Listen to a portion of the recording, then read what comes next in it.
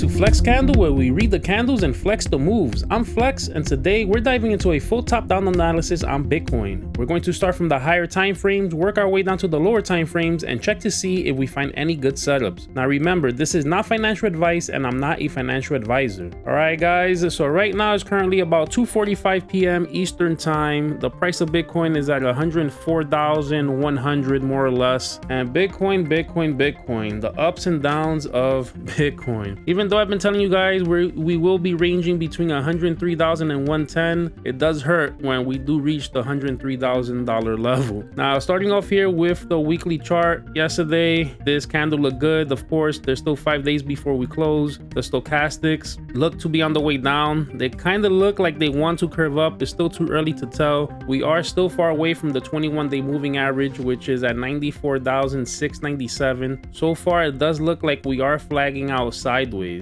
Now, if I put a flag here just to see what the measured move would be of this, more or less, just so we can have an idea, the measured move to this would take us to about 135,500 if we do continue going sideways. So you know what, there's a nice little pattern there that I am going to keep. Let's see how it keeps on going. We'll adjust it when needed. Now, if we head over to the 3-day chart, yesterday this looked like it was a green engulfing candle. All of a sudden now we have a bearish hammer on the way down. We have about 5 hours before this closes. The 21-day moving average is at 101,150. Stochastics are low. They could go up at any moment, but they kind of look like they want to roll over again, even though we are on the bottom of the stochastic. So this is not looking too good. This also could be an M pattern here, and this could probably bring us down to the 50-day moving average, which is at 94,825, basically 95,000. Over here on the 2-day chart, we also have 5 hours before this closes. Bearish here, we wicked all the way down. We got below the 21-day moving average. Yesterday we were above it. That looked bullish, but look at the stochastics rolling over as well. That kind of looks like what wants to happen in the 3-day. So this also looks bearish. This could also look like a head and shoulder pattern. Again, this will probably bring us down to the 50-day moving average, pretty much at 94,746. That's not looking good. On the daily chart, yesterday we were above the 21-day moving average. We barely closed it above the 21-day moving average. We closed at 106,794 yesterday, and the 21-day moving average is currently at 105,878, but now we're at 104,000. Once again, we're holding support with the 50-day moving average, which is at 104,051. We have to close above this to remain bullish. We break this 50-day moving average, the next stop is more than likely going to be the 80-day moving average at 97,000. We see the VRVP. This is where all the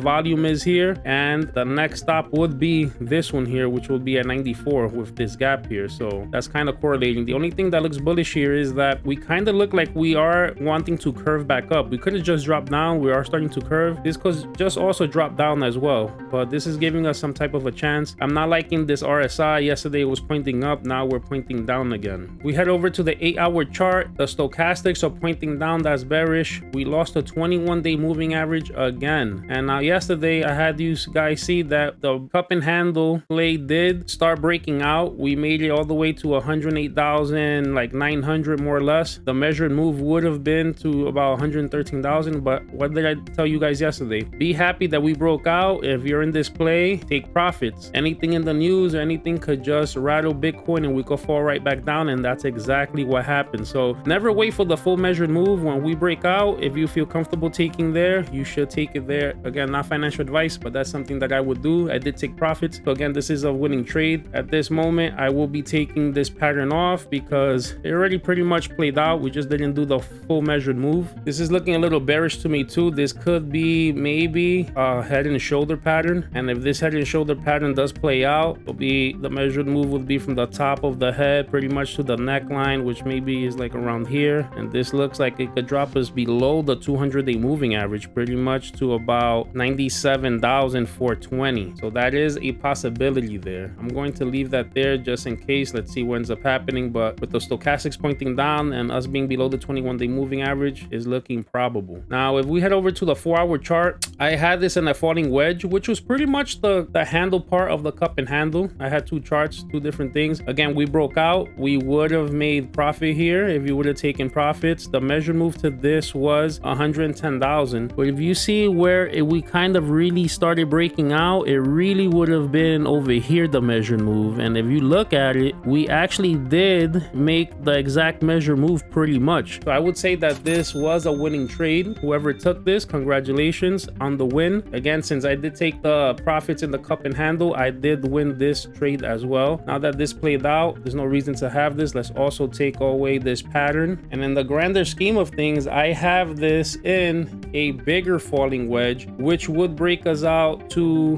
about 112,000. Again, the highest we went up to was 110. This is already a winning trade. We haven't fell all the way back down to inside of the pattern. So this is a winning trade right now on this falling wedge as well. So this is going to be another pattern that I will be taking out for the time being, since this pretty much played out pretty good. So that's already 2 wins. So pretty much with that big falling wedge, the smaller falling wedge, and the cup and handle, those were 3 trades that could have been won there. And once again, we are below the 21-day moving average and below the 200-day moving average. I have to be bearish again. We keep on getting bearish. All of a sudden, we come back up and we fall down. Look at this. We fell below. We have to be bearish. All of a sudden, we came back up. Bullish, bullish, bullish. We fall down again. Bullish. We fall down again. I was telling you guys, I kind of feel like we were going to come back and eat this wick. And it looks like we might be doing that. The stochastics are low. So maybe we'll come all the way down, eat this wick, do some type of a double bottom, and then maybe we could come back up. Right now, I have to be bearish because we are below the 21 and the 200-day moving average. If we could come back up, then I'll be bullish again. Every day, the sentiment is going to be different based on what's happening in the charts. You can only go by that. And now on the 1-hour chart, the stochastics are low. They're pointing up. The RSI is low, pointing up. We fell all the way down. We lost all the averages, but now we're having a good green engulfing candle that looks like we could go on the way up. And I feel like they're manipulating Bitcoin because, I mean, how many candles did we get here in a row? 1, 2, 3, 4, 5, 6, 7, 8,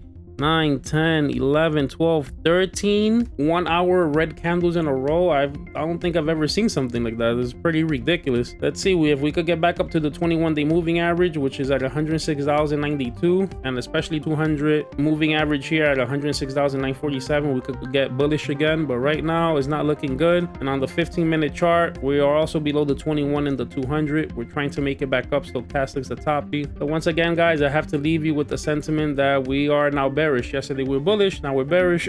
Keep in mind, tomorrow Jerome Powell does speak, so things, you know, could go up, they could go down. Tomorrow's going to be a volatile day. Thursday also, the stock markets are closed, so this week is going to be an off week already. It's going to be volatile due to everything that's happening. There's still a lot of war news happening, so it's going to be a lot of indecisive things that are happening with Bitcoin. I still maintain the same range between 103,000 110. Today we actually did fall all the way down to about 103,000, let's call it like 350. So we're within that range. If we lose 103, we need to hold $100,000 support. We lose that, we're going into the 90s pretty much, guys. All right, so that's the breakdown. If this gave you clarity or a setup to watch, do me a favor, like, drop a comment, and subscribe. And if you have a stock or crypto you want me to go over, drop it in the comment section. This is Flex Candle, where we read the candles and flex the moves. Catch you on the next chart.